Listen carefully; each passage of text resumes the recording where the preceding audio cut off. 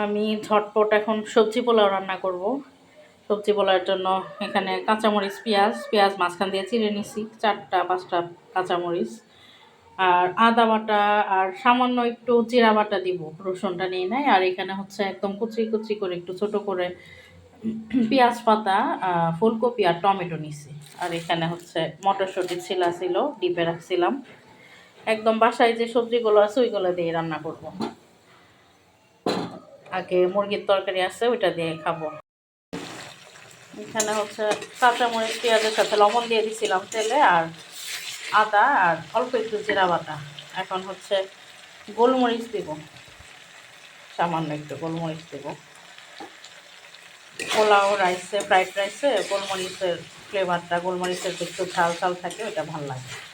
আর আমি যে এটা তো কাঁচামরিচ দিই নাই, কাঁচামরিচটা শেষে নামানোর আগে দেওয়া যায়, আমি তেলেই দিয়ে দিছি আজকে। আদা আর জিরাটা মশলাটা হচ্ছে একটু পানি দিছিলাম, এখন কষানোর জন্য পানি পানি থাকতেই এখানে বিসমিল্লাহ সবজিগুলো দিব যেন সিদ্ধ হয়ে যায়। অল্প একটু পানিতে দিচ্ছি, হালকা সিদ্ধ হলে তারপরে এই চুলায় গরম পানি বসাইছি, চালের উপরে একবারে গরম পানি দিয়ে দিব, তখন পুরোপুরি সিদ্ধ হয়ে যাবে সবজিগুলো। সবজির থেকে পানি উঠছে, পানি উঠে সবজিগুলো হাফ সিদ্ধ হবে, পানিটা একটু শুকা। আর আমি হচ্ছে আমার ঘরে রাঁধুনি সয়া সসটা ছিল, এটা অপশনাল, সয়া সসটা অনেক মানে ইচ্ছা করলে স্কিপও করা যায়, আমার ঘরে ছিল সেজন্য চিন্তা করলাম যে এটা কাজে লাগাই।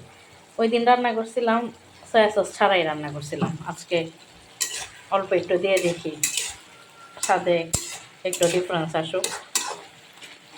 আর একটু দিই, রাঁধুনির এই সয়া সসের ফ্লেভারটা একটু মানে স্ট্রং ফ্লেভার, কিছু কিছু থাকে যে একদম হালকা থাকে।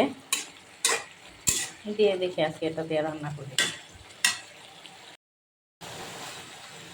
পানি শুকায় আসছে, আমি একটা ডিম দিয়ে দিচ্ছি এটার উপরে, ডিম ভেঙে দিচ্ছি, সবজির সাথে মিশাইছে আর কি ডিমটা।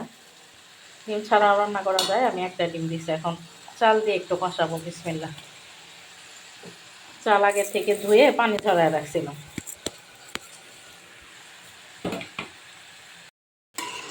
চাল দিয়ে কষাইলাম এতক্ষণ একটু সবজির সাথে, চালে হালকা হালকা পানি ছিল, এটা শুকাইলো ভালো মতো কষাইলে। এখন গরম পানি করে রাখছি, হালকা গরম পানি, বিসমিল্লাহ।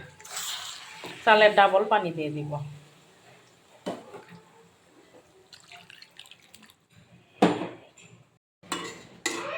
আমার সবজি পোলাও শেষ, লবণ দেখলাম সব ঠিক আছে। এখন হচ্ছে এটা একদম চুলার আঁচ কমায় রেখে একটু দমে রাখবো, পরে নামায় ফেলবো।